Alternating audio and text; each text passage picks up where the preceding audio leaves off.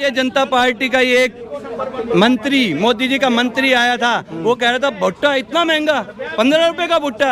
अरे इन मंत्रियों को ये नहीं पता नीचे महंगाई, उसको 15 रुपए का भुट्टा महंगा लग रहा है। ये नहीं लग रहा कि आटे पे टैक्स लगेगा जब कितना महंगा। मोदी जी हाथ जुड़वाइए जी, 18 घंटे काम मत करिए, 18 घंटे काम करे जब ये महंगाई का हाल है। आप घंटे कुछ कम कर दीजिए, कम से कम महंगाई पे लगाम के ऊपर। गरीबों की रोजमर्रा की चीज पे टैक्स लगाना अगर गरीब हित में है तो मुझे लगता है ऐसी सरकार को एक भी सत्ता में रहने का कोई अधिकार। खुद गैस का कोई सब्सिडी नहीं आ रहा है, पिछले 1.5-2 साल से ऐसे ही बंद पड़ा हुआ है। और जहां हम जीएसटी की बात करें, वो आप सभी जानते हैं कि किस तरह से जीएसटी को बढ़ा दिया गया है। दूध, दही, पनीर, अनाज, ये एक मामूली सा चीज है जो हर घर में लगता है। निर्भर कैसे टैक्स देके निर्भर बने, या 4 साल अग्निवीर बन के करें, चाय पकौड़ा बेच के, या चाय पकौड़ा बेचे। नमस्कार, स्वागत है आपका टाइम्स एक्सप्रेस पर। मैं निशा झा इस वक्त यूथ कांग्रेस में मौजूद। देख रहे हैं आप मेरे पीछे तमाम कांग्रेस नेता प्रदर्शन कर रहे हैं महंगाई को लेके।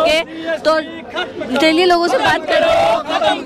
दादागिरी नहीं, महंगाई बढ़ रही है, क्या लगता है आपको? जो प्रदर्शन कर रहे हैं इससे कुछ जमीनी तौर पे काम हो पाएगा इससे? देखिए, इस देश का मुखिया तानाशाह हो चुका है, इसमें कोई दो राय नहीं है। जिस तरह तानाशाह होता तो आप लोग यहाँ पे प्रदर्शन नहीं कर पाते।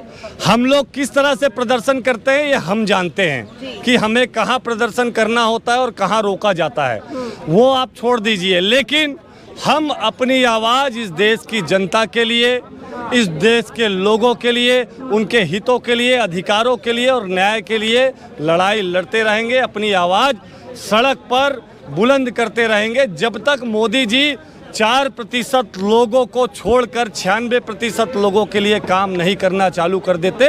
तब तक कांग्रेस पार्टी, युवा कांग्रेस यूं ही उनकी कारगुजारियों को बताता रहेगा कि आपने इस देश के युवाओं को छला है, महंगाई के देश के नाम से देश के लोगों को ठगा है।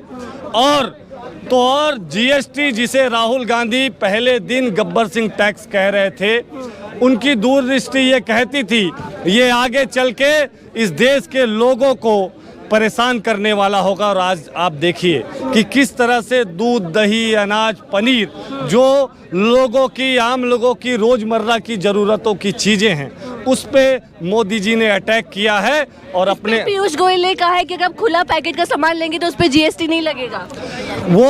वो किसान के लिए जब फैसले लेते हैं, कानून बनाते हैं तो ऐसा ही कहते हैं। जब वो जीएसटी बनाते हैं तो वो ऐसा ही कहते हैं। जब वो भूमि अधिग्रहण का कानून लाते हैं तो ऐसा ही कहते हैं। जब वो अग्निवीर के लिए योजना लाते हैं तो वो ऐसे ही कहते हैं। जब उनको ये समझ आ जाता है कि इस देश की आवाम समझ चुकी है कि हम जो करने जा रहे हैं वो निश्चित रूप से गलत है और हमारे हाथों गलत होने जा रहा है, तो अपने बचाव में कहीं ना कहीं बहानेबाजी करके वो अपना बचाव करते रहते हैं। लेकिन जब जब केंद्र की सरकार ने, मोदी जी की सरकार ने इस देश के साथ कुठाराघात किया है, देश की आवाम को, देश के मीडिया को, देश के लोगों को सब पता है कि मोदी जी गलत कर रहे हैं। लेकिन तमाम पत्रकार द्वारा बताया जा रहा है कि बाकी देशों में महंगाई ज्यादा है, भारत में महंगाई फिर भी ठीक है, कंट्रोल में है। तो एक मुख्यमंत्री होने के हैसियत से मोदी जी जब महंगाई और डॉलर पे बात करते थे तो ये समझ उनको नहीं थी। आज वो पत्रकारों को क्यों ऐसा ब्रीफ कर रहे हैं कि ऐसे बयानबाजी की जाए। इस देश के हालात को सुधारने की बात होनी चाहिए, ना कि मीडिया के माध्यम से लोगों को गुमराह करना। और भी लोगों से बात करते हैं। मेरे साथ एक महिला, आप कैसे देखें जिस तरीके से महंगाई बढ़ रही है? आप लोग प्रदर्शन भी कर रहे हैं, लेकिन मोदी जी लगातार कहते हैं हम सिलेंडर मुफ्त दे रहे हैं, सब्सिडी दे रहे हैं, उज्ज्वला योजना के तहत तमाम लोगों को सिलेंडर मिली।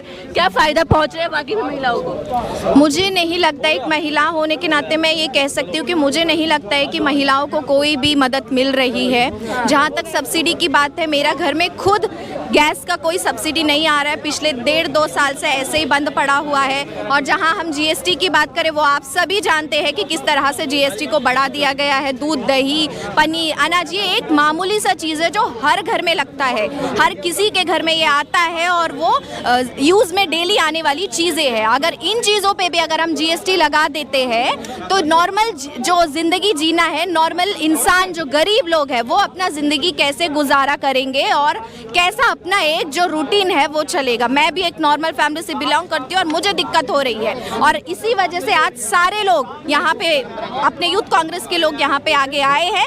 जब तक जीएसटी को हटाया नहीं जाएगा, हम इसी तरह से सारे स्टेट में हम इसी तरह से आगे आएंगे और ऐसे ही सड़कों पे रहेंगे जब तक ये जीएसटी को हटाया नहीं जाएगा। ₹10 से ऊपर का सिलेंडर हो गया है। एक गरीब आदमी जो 3 एकड़ का जमींदार है, वो आप बताइए वो कैसे अपना सिलेंडर भरवा पाएगा। इन्होंने सिलेंडर क्या हाथी बांध दिया उनके घरों में। अब हाथी को चारा कौन खिलाएगा? वो चारा भी गरीब जनता को खिलाना पड़ेगा, और चारे पे टैक्स लगाने का जो काम करेगा वो भारतीय जनता पार्टी काम करेगी। वो तो कह रहे थे जो भी कुछ अभी देश में हो रहा है देश हित में हो रहा है, और आप लोग खामखा सड़क पर उतरते हैं। गरीबों के ऊपर, गरीबों की रोजमर्रा की चीज पे टैक्स लगाना अगर गरीब हित में है तो मुझे लगता है ऐसी सरकार को एक भी मिनट सत्ता में रहने का कोई अधिकार नहीं है। गरीब कौन सी गरीब जनता चाहेगी कि उनके ऊपर टैक्स लगे? अगर देश में इतनी परेशानी है तो जहाँ जहाँ चुनाव होते हैं वहाँ भारतीय जनता पार्टी कैसे बाजी मार लेती है और आप लोग कैसे आप पीछे रह जाते हैं? देखिए, कर्नाटक में हमारी सरकार बड़ी, इन्होंने धल बल पे वहाँ पे तोड़ने का काम किया। मध्य प्रदेश में हमारी सरकार बनी, धन बल का तोड़ने का काम किया। महाराष्ट्र में ये हमेशा अपने पैसे के दम पे, जो अदानी अंबानी का पैसा है उस पैसे पे सरकारों को, एमएलए को खरीदने का काम कर दिया।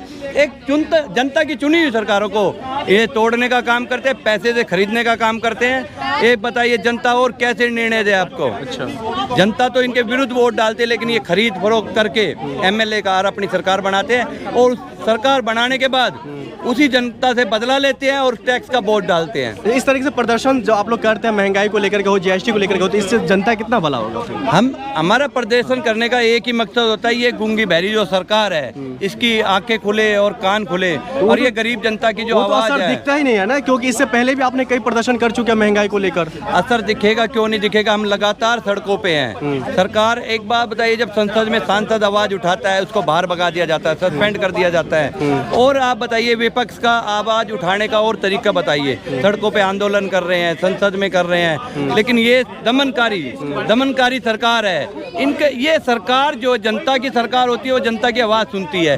ये जो अदानी अंबानी पूंजीपतियों की सरकार है वो कभी जनता की आवाज नहीं सुनेगी। सर वो तो कहते हैं हम तो जनता का ही आवाज हम उठाते हैं हर जगह। हिटलर शाही हो रही है, मनमानी फैसले होते हैं। रात को नींद आती है, अंबानी जी फोन करते हैं, अदानी जी फोन करते हैं, और इनको सपना आता है और अगले दिन जीएसटी बढ़ जाता है, सिलेंडर बढ़ जाता है। बताइए ना, रातों रात फैसले होते हैं। किस एक्सपर्ट कमेटी से फैसले लिए जाते हैं कि भाई अग्निवीर का हो? 18 घंटे काम करते रात रात ही फैसला होंगे ना। अरे हम तो कह रहे हैं मोदी जी हाथ जुड़वाइए जी, 18 घंटे काम मत करिए। 18 घंटे काम करे जब ये महंगाई का हाल है। आप घंटे कुछ कम कर दीजिए, कम से कम महंगाई पे लगाम तो लगेगी। अच्छा, तो भारतीय जनता पार्टी कई ऐसे नेता है वो कह रहे थे मोदी जी नहीं रहते तो और महंगाई इधर आगे बढ़ता। भारतीय जनता पार्टी का एक मंत्री, मोदी जी का मंत्री आया था, वो कह रहा था भुट्टा इतना महंगा, 15 रुपए का भुट्टा। अरे इन मंत्रियों को ये नहीं पता नीचे महंगाई, उसको 15 रुपए का भुट्टा महंगा लग रहा है। ये नहीं लग रहा कि आटे पे टैक्स लगेगा जब कितना महंगा हो जाएगा, दही पे टैक्स लगेगा कितना हो जाएगा। गांव में आप जाइए, दूध और दही, लोगों का जो बेसिक जो रोजगार है दूध और दही है, आपने उन गरीब लोगों पे, किसानों पे, उन पे भी टैक्स लगाने का काम किया है। आप बताइए, दूध दही चटनी से रोटी खाता है गाँव का किसान, आपने उस पर भी टैक्स लगाओगे तो वो कहाँ से जाएगा? और टैक्स भी आप बताइए, टैक्स इतना टैक्स ले रहे हो आप, पहले ही महंगाई की मार है लोगों पे, रोजगार है नहीं, अपना जो थोड़ी बहुत जमा पूंजी है उससे वो अपना निर्वाहन कर रहे हैं, और आप टैक्स लगाओगे तो वो कैसे गुजार? या तो आप लोगों को रोजगार दो, जो आपने कहा था 2 करोड़ रोजगार देने का इन्होंने वादे, आप रोजगार दो, आप महंगाई जो बेरोजगार आत्मनिर्भर बनो। आत्मनिर्भर कैसे? टैक्स देके निर्भर बने, या 4 साल अग्निवीर बन के करें, चाय पकौड़ा बेच के, या चाय पकौड़ा बेचे? बताओ, इन्होंने आत्मनिर्भर कैसे? टैक्स देके निर्भर बने, या 4 साल अग्निवीर बन के करें, चाय पकौड़ा बेच के, या चाय पकौड़ा बेचे? बताओ, इन्होंने मोदी जी आप बताइए, क्या एक एमबीए के लिए एक क्राइटेरिया है कि चाय बेच के ही वो नौकरी पाएगा?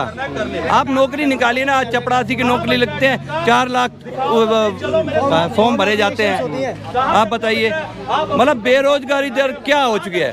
आपको आज बता दो, अग्निपथ इनकी जो आप लोग फिर सड़कों पर उतर जाते हैं। अग्निपथ में एक बात बताइए, जो 17 साल का बच्चा होता है, पढ़ने लगता है, जो 21-25 साल तक अपना वो करता है, वो एक सेना में भर्ती इसलिए होता है कि वो अपना फ्यूचर सिक्योर करे, सरकार की सेवा करे।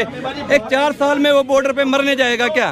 आप बताइए 11-12 लाख रुपए दे के एहसान नहीं करे। आप 5 साल के जो नेता बनता है, चाहे वो कांग्रेस का हो चाहे बीजेपी का हो, एक बार एक एमएलए चुन जाता है, उसकी पूरी जिंदगी भर की पेंशन है। दोबारा बनेगा तो 2 पेंशन है, 3 बार बनेगा 3 बार पेंशन है। एक आर्मी का जो आदमी जाता है, अगर वो 4 साल भी कर रहा है उसकी पेंशन करिए ना, उसको आर्मी का दर्जा दिया है, उसको आप सैनिक का दर्जा दे दीजिए। वो क्या मांग कर रहा है? मुझे एक सैनिक का दर्जा दे दीजिए और जो सैनिक का सम्मान है वो दे दीजिए। जो पूरी नौकरी करके आता है उसको तो नौकरी मिलती नहीं है, 4 साल वाले को कौन नौकरी देगा? सर देशभक्ति में 4 साल के और 4 दिन हमारे सिर्फ आप सबके माध्यम से एक ही अपील है कि ये बहरी सरकार सुने और गरीब की आवाज़ सुने और इन टैक्स पे जो GST लगाया इसको वापस लेने का काम करे।